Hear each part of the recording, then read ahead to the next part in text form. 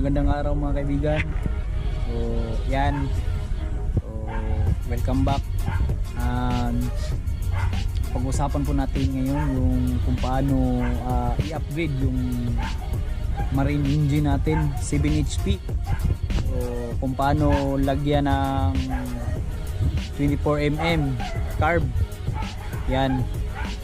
Yan yung topic natin ngayon. At yun, ito po yung ating yan. Ito yung ating HP. Golden Horse po ito mga kawayan. Yan. Sa hindi nakakalam sa Golden Horse, marami dyan sa Shopee. Yan, ito na yung itsura nya. Yan, balik tayo. So ngayon guys, kung paano natin to i-install. So yan, punta na tayo.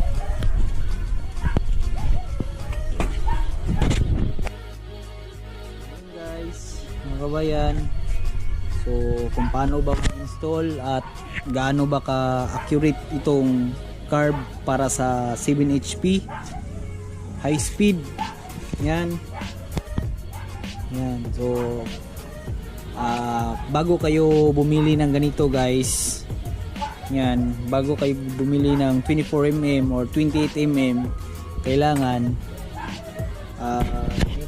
magpagawa kayo nito. Yan, manifold. Yan, manifold yan mga kabayan. So bali pinagawa ko lang dito sa shop. Yan, 400 yung ano, hindi nang sa akin. So yan, install na natin to. Yan, kailangan na natin i-install to.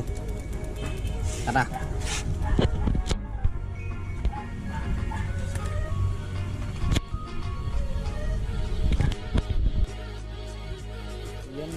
Yan guys, bago kayo bumili ng 24mm kihin, mas maganda 28 kasi para saka na dito guys.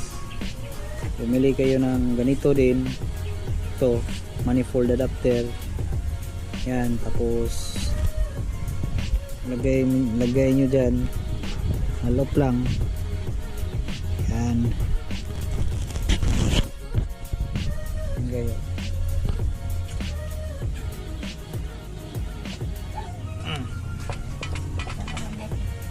Yan.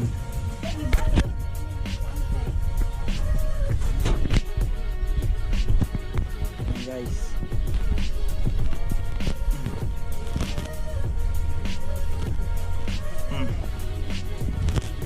Okay na yan. So, yan. At next is tali na natin to. Unting yan.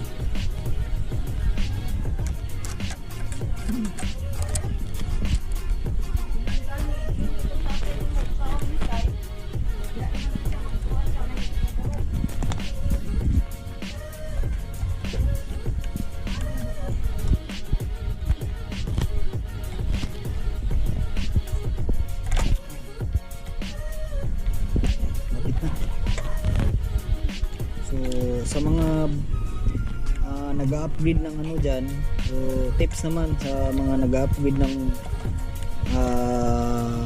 marine engine, mas maganda yung mas maganda, no?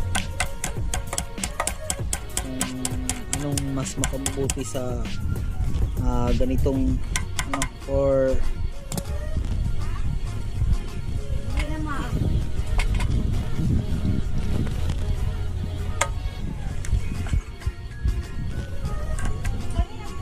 yan. So kunting lang, kunting higpit kasi ayun.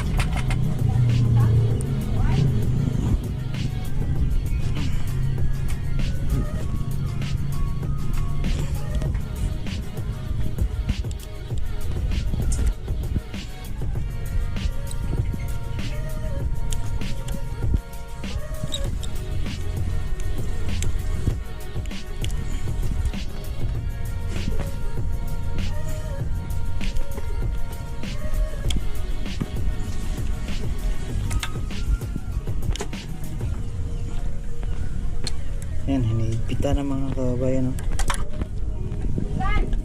Eh, ano kayang ano, no?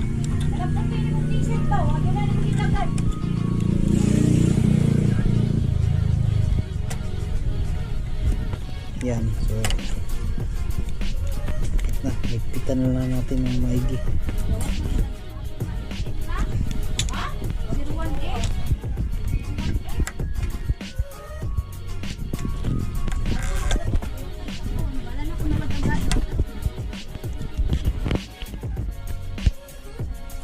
Yan, tapos na.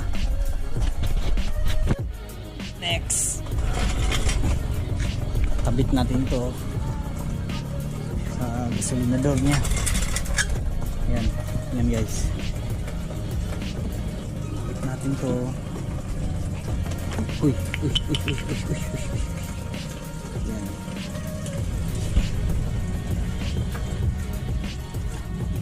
So, konti na lang yung gasolina.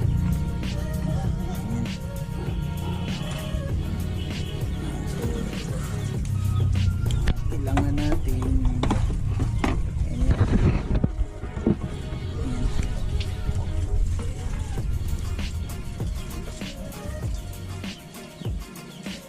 yan.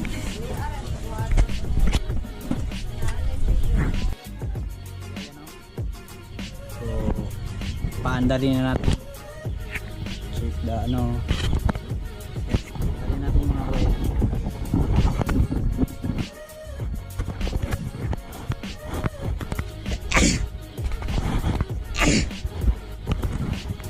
Yan, ganda na.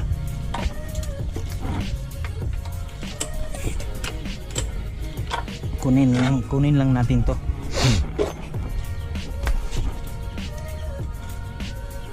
Yan, sa gustong mag-upgrade ng carb sa 7HP nila na marine engine.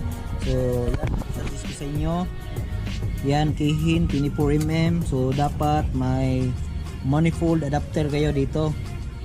At saka pagawa na lang kayo ng manifold. Yung stainless.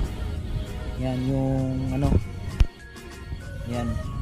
Para kumpleto. Yan o. So yan. Try natin.